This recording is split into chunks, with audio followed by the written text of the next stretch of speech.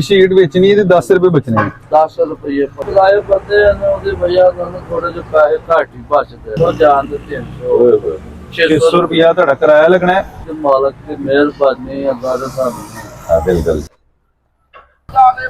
अस्सलाम वालेकुम ਭਾਜੀ, ਕੀ ਹਾਲ ਜੀ? ਸਿਹਤ ਵੀ ਠੀਕ ਮਾਸ਼ਾਅੱਲਾ। ਕੀ ਸੇਲ ਕਰਦੇ ਪਏ?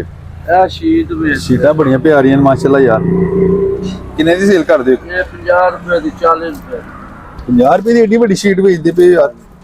ਇਹ ਤਾਂ ਤੁਸੀਂ ਮੁਫਤੀ ਦੇ ਹੀ ਹੁੰਦੇ ਪਏ। ਤੇ 50 ਰੁਪਏ ਦੀ ਵੇਚ ਕੇ ਤੇ ਬਚਦਾ ਕੀ ਹੋਏਗਾ ਵਿੱਚੋਂ? ਇਹਦੇ ਤੇ 10 ਰੁਪਏ ਇੱਕ ਪੀਸ ਤੇ ਬਚ। ਵਾਹ ਕੀ ਬਾਤ ਹੈ।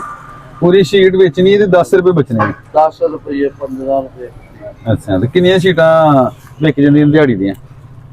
ਇਹ 200 ਪੀਸ 100 ਪੀਸ। ਮਾਸ਼ਾਅੱਲਾ ਜੀ, ਕੀ ਬਾਤ। ਇਹਦਾ ਮਤਲਬ ਬੜਾ ਜ਼ਿਆਦਾ ਤੁਸੀਂ ਫਿਰਦੇ ਹੋ। ਅੱਜ ਫਿਰ ਕਿ ਥਾਵਾਂ ਤੇ ਜਾਣਾ ਹੁੰਦਾ ਕਿ ਕਿਹੜੀ ਕਿਹੜੀ ਜਗ੍ਹਾ ਜਾਂਦੇ ਹੋ?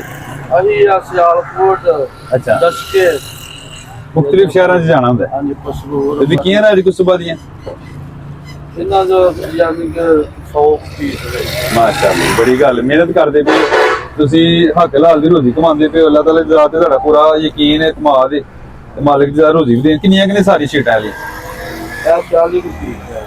40 ਪੀਸ ਨੇ। ਸਹੀ ਹੈ। ਤੇ ਇਹਦੇ ਨਾਲ ਬੱਚਿਆਂ ਦੀ ਰੋਜ਼ੀ ਬਣ ਜਾਂਦੀ, ਨਿਜ਼ਾਮ ਚੱਲ ਜਾਂਦਾ। ਕਿੰਨੇ ਕੁ